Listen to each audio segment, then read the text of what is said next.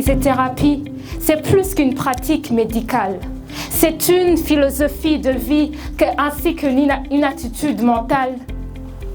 C'est un moyen de prévention, car ça nous rappelle qu'on doit prendre soin de notre corps tout au long de notre vie. Peut-être aujourd'hui ça va, mais peut-être demain ça pourrait être différent. La première fois, la douleur s'atténue, mais la deuxième fois, ça pourrait être plus intense. Avoir une bonne santé, c'est un privilège car ça n'a pas de prix. Disons que nous sommes tous des pions dans ce grand jeu de la vie.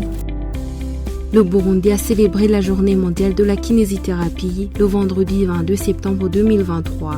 Initialement célébré le 8 septembre chaque année, l'événement a bien drainé de monde au Centre national de référence en kinésithérapie et réadaptation médicale, le CNRKR en sigle. Ce fut également une occasion de faire découvrir la profession et de la promouvoir auprès du plus grand nombre en mettant l'accent sur l'arthrite.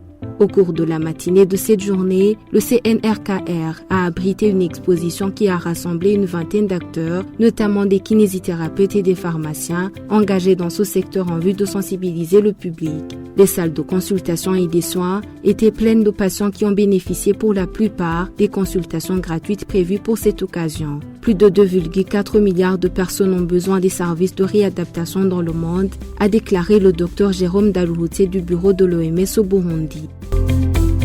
Certaines personnes pensent que la kinésithérapie ne s'adresse qu'aux personnes ayant un handicap physique ou que la kinésithérapie c'est un service de luxe, donc c'est un service optionnel.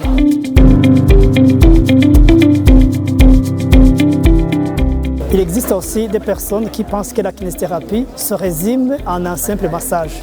Ils ne savent pas que la kinésithérapie c'est une thérapie et il y a diverses techniques de soins pour la prévention et aussi pour des besoins curatifs. L'ignorance de l'importance de la kinésithérapie cause un grand préjudice au maintien de la santé, de la mobilité et de l'indépendance des personnes. Des personnes qui restent à la maison, qui ne viennent pas se faire soigner par manque de connaissances ou par manque d'informations en rapport avec la kinésithérapie. Et il y a d'autres personnes qui viennent nous voir, mais trop tard, puisqu'ils n'avaient pas eu d'informations par rapport à ça. Et quand on vient se faire soigner en retard, cela fait que les séances de kinésithérapie seront plus longues par rapport à une personne qui est venue directement nous voir.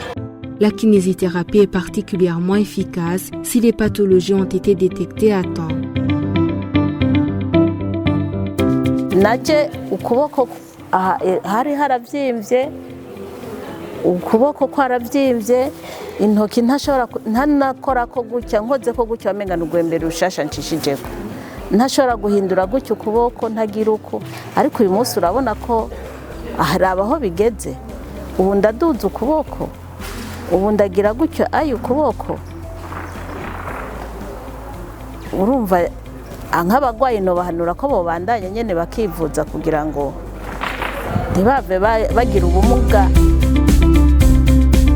Le directeur adjoint du COPED, le Conseil pour l'éducation et le développement, le Dr Abbé Jean-Claude Ndaïkengurukiye, a au nom de ceux qui ont apporté leur appui à la formation des professionnels en kinésithérapie, appelé à l'unité afin de mener un travail salutaire pour la santé des populations. Le Dr Oscar Nihabose, directeur général des soins au ministère de la Santé publique et de la lutte contre le sida, qui a représenté le ministre tutelle, a loué un travail de titan effectué par les formateurs et les apprenants, avant d'ajouter que les services de kinésithérapie ont été récemment créés dans 15 hôpitaux du pays. De son côté, l'ambassadeur de Belgique au Burundi, M. Michael Wimmer, a salué le pas franchi par le Centre national de référence en kinésithérapie et réadaptation, hôte de la cérémonie, l'invitant ainsi à devenir un milieu de recherche et de soins à vocation régionale. Une dizaine d'années de présence de l'APF au Burundi aura permis au pays de se doter de nouvelles ressources suffisantes dans le domaine de la médecine physique et réadaptation.